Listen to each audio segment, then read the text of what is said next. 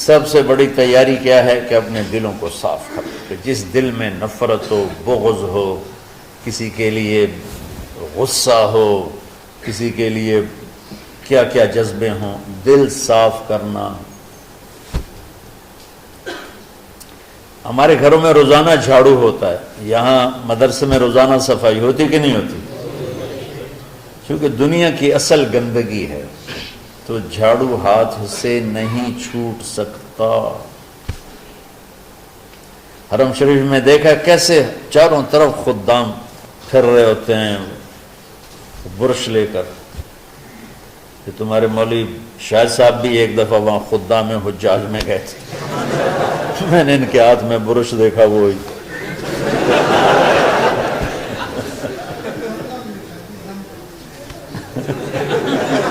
وہ حرم ہی ہے۔ کون سا سن تھا؟ 97۔ تو دل پہ غبار ایسے آتا ہے جیسے صحن میں غبار آتا ہے، دل پہ گندگی ایسے آتی ہے جیسے صحن میں آتی ہے۔ تو ہم نے نظام بنایا ہوا ہے، لوگ وہ کر رہے ہیں، وہ روزانہ جھاڑو دیتے ہیں۔ تمہارا دل ایک آنگن ہے، ایک صحن ہے، اس میں بغض، نفرت، حسد، پتہ نہیں کیا کیا گندگیاں آئیں گی اور آتی رہیں گی۔ بچوں ایک کام کرو، جھاڑو پکڑ لو، صاف کرو۔ یا اللہ معاملہ تجھ سے کرنا ہے، لوگوں سے نہیں۔ کسی نے برا کہا، کسی نے غیبت کی، کسی نے گالی دی، کسی نے دھکا دیا، کسی نے حق مارا، کسی نے کچھ کیا، یا اللہ تیرے سبب میں نے اپنے دل کو سب سے صاف کیا، میں نے اپنے دل کو سب سے صاف کیا۔ یہ اتنی بڑی عبادت ہے کہ بڑے بڑے نفلوں والے، تہجد والے، حج عمرے روزے والے تمہیں نہیں پکڑ سکیں گے، کیونکہ اس کا کرنے والا دنیا میں کوئی نہیں۔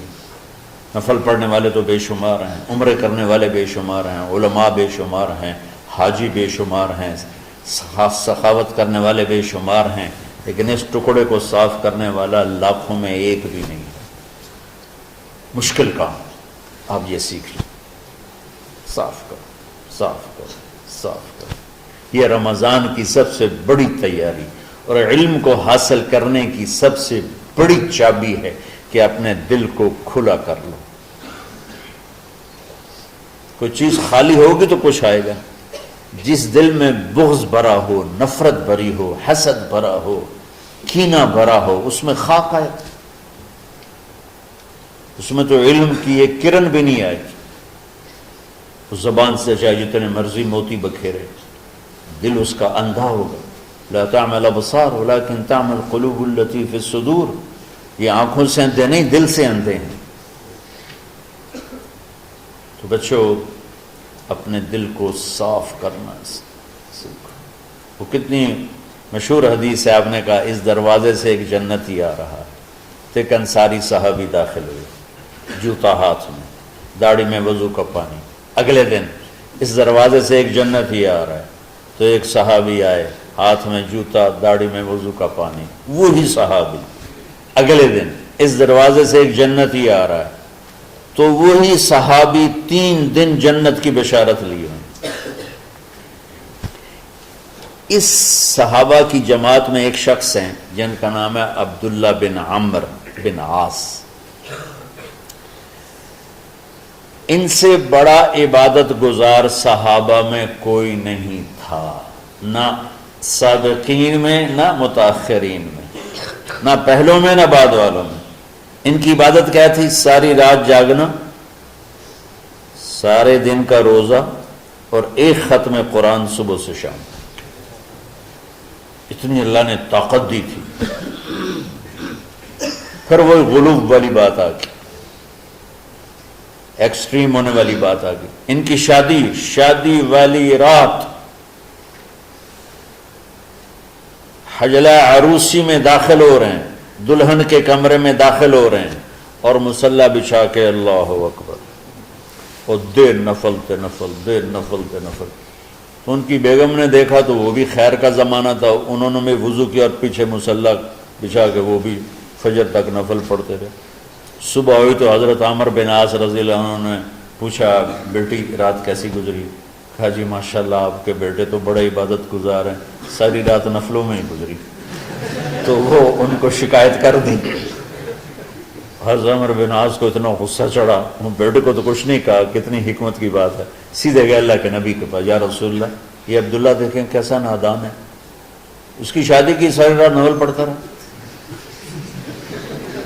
تو آپ کہتے ہیں ماشاءاللہ ماشاءاللہ کتنی بڑی بات ہے، نفلوں میں گزر گئی، رات بھی نفلوں میں گزر گئی۔ جیسے بعض وہ تبلیغ والے کہتے ہیں بچے کی ٹانگ ٹوٹ گئی پھر بھی گشت نہیں چھوڑا، کیسے احمقانہ باتیں کرتے ہیں۔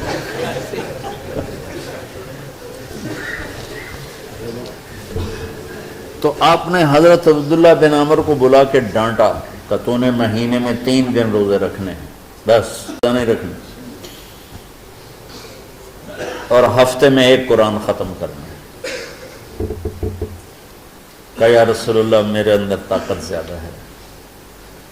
پھر اچھا 15 دن روزے رکھنے، یعنی میرے اندر طاقت زیادہ ہے۔ آپ اس کو تھوڑا تھوڑا کر کے گھٹاتے رہے، اور وہ ہر دفعہ نہیں یا رسول اللہ میرے اندر طاقت زیادہ ہے۔ تو آخر میں آپ نے کہا اچھا چلو 100 میں داؤدی پہ آ جاؤ، 1 دن روزہ رکھو، 1 دن افطار کرو، اور 3 دن سے پہلے قرآن ختم نہیں کرنا۔ تو آپ نے اس کو پیچھے کیا۔ یہ بیٹھے تھے اس محفل میں، ان کے دل میں آیا کیا یہ بزرگ مجھ سے زیادہ عبادت کرتے؟ رات میں ساری جاگتا ہوں، دن روزہ رکھتا ہوں، 1 ختم کرتا ہوں، تو جنت کی بشارت تو مجھے ملنی چاہیے تھی، ان کو کیسے مل رہی؟ یہ کسی کتاب میں نہیں لکھا کہ یہ ان کا جذبہ تھا، لیکن جو کہ میں ان کی سیرت کو جانتا ہوں تو مجھے خیال آتا ہے کہ ان کی نفسیات میں یہ بات آئی ہوگی، چونکہ صرف انہی کو خیال آیا کہ میں جا کے دیکھتا ہوں کہ یہ بزرگ کیا کرتے ہیں۔ تو ان کے پاس پہنچ گئے، چاچا ذرا، وہ ادھیڑ عمر تھے، چاچا وہ میرے ابا تھوڑے ناراض ہیں، تو کچھ دن آپ کے پاس گزار لوں؟ کا بیٹا بسم اللہ آ جاؤ۔ اب رات ہوتے ہی عشاء کی نماز پڑھ کے انہوں نے جلدی سے چادر اوپر لی اور یوں سراغ کر کے ان چاچے کو دیکھنے لگے ایسے کر کہ اب یہ کیا ساری رات سجدہ کرے گا، اور ساری رات روتے روتے روتے روتے مصلی گیلا ہو جائے گا، یا ساری رات رکوع کرے گا، ساری رات قیام کرے گا، ساری رات قرآن پڑھے گا، اس تصور سے یوں دیکھ رہے۔ اور وہ بزرگ صحابی تشریف لائے، سرانے پہ سر رکھا، اللہم بسمک اموت و احیا، ہو گئے۔ اب یہ دیکھ رہے ہیں ابھی اٹھیں گے، ابھی اٹھیں گے، ابھی اٹھیں گے، فجر کی اذان پہ اٹھے۔ اب یہ تو حیران پریشان ہو گئے کہ یہ کیا ہو؟ اس زمانے میں تو منافق تہجد نہیں چھوڑتے تھے ڈر کے مارے کہ پتہ نہ چل جائے ہمارے کفر کا۔ تو یہ چاچا جنت بھی لے گیا تو ستا بھی پیا کہ چلو کل دیکھوں گا۔ اگلی رات پھر چادر سر پہ کر کے اور یوں سوراخ کر کے لیٹے ہوئے اور دیکھ رہے۔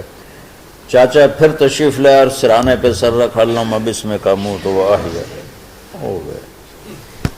فجر کی اذان پہ اٹھے، یہ اور پریشان ہو گئے کہ میرا نبی کا فرمان تو سچا ہے، اس میں تو شک بھی کفر ہے، لیکن عمل کیا ہے جس پر اس کو جنت کی بشارت ملی؟ 2 رکعت نفل بھی نہیں۔ اور آج کے دور میں تم میں سے ماشاءاللہ اکثر بچے تہجد پڑھتے ہیں کہ 1 رات اور دیکھوں گا، تیسری رات اللہم بسمک اموت و احیا، ساری رات۔ تو تیسری رات پھٹ پڑے عبداللہ بن عمر، کہنے لگے چاچا میری ابا سے کوئی لڑائی نہیں تھی، 3 دن میں تیرے بارے میں سنتا رہا، جنتی جنتی جنتی۔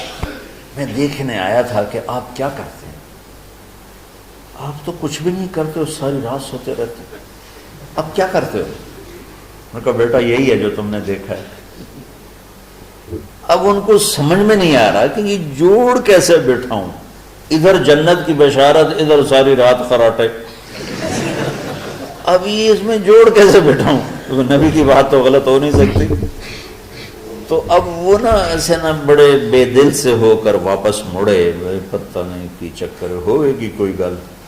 جب وہ دروازے تک پہنچے تو کہنے لگے بیٹا ادھر آنا، واپس آ گئے۔ کہا میں تمہیں اصل راز کی بات بتاتا ہوں۔ کہا کیا ہے؟ کیا ہے؟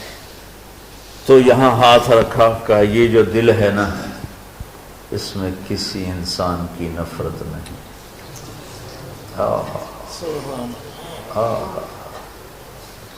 اور جب اللہ کسی کو رزق دیتا ہے، عزت دیتا ہے، مجھے کبھی حسد نہیں ہوا، مجھے خوشی ہوتی۔ تو عبداللہ بن عمر نے کہنا تھا ہاں یہ بات ہے، نہیں، انہوں نے کہا ہاذا ہوا، اچھل کے کہنے لگے ہاذا ہوا، ہاں ہاں ہاں ہاں یہی ہے یہی ہے یہی ہے۔ پھر کہنے کہ چاچا پر یہ میرے بس کا نہیں ہے، کون کرے گا یہ؟ اتنے بڑے آدمی ہو کر کہہ رہے ہیں کہ یہ میرے بس کا نہیں۔ تو بچوں، دنیا میں جنتی بننا ہے اور علم اللہ سے لینا ہے تو اسے صاف کر دو، سب کی نفرت سے۔ سب، اس نے مجھے یہ کیوں کہا، اس نے مجھے یوں کیوں دیکھا، اس نے میرے بارے میں یوں کیوں کہا، اس نے میرے بارے میں یہ کیوں لکھا۔ جس کی تعریف ہوتی میری کتنی برائی ہوتی، صرف تعریف تو نہیں، بھرا پڑا سوشل میڈیا مجھے گالیاں دیں۔ اللہ کے فضل سے میرے دل میں ایک ذرے کے برابر کبھی کوئی منفی جذبہ نہیں آیا، آئے تو میں دھو کے صاف کر دیتا ہوں۔ یا اللہ میں نے اپنے دل کو صاف کیا، میرا معاملہ تیرے ساتھ ہے، کسی کے ساتھ نہیں۔ یہی آپ رمضان کی سب سے بڑی تیاری، علم کے حاصل کرنے کا سب سے بڑا ہتھیار آپ کو یہ نہیں کہ تمہیں کتابیں یاد ہو جائیں، تمہیں اشعار یاد ہو جائیں، میں کتابوں کا حافظ تھا جب میں پڑھتا تھا، اور دیوانوں کا حافظ تھا اشعار کا، تم کچھ بھی نہیں یاد رہا، چونکہ وہ پڑھائی والے راستے پر چلا نا، اللہ نے تبلیغ میں چلایا، پھر بیماریاں آ گئیں، مصروفیتیں آ گئیں، تو وہ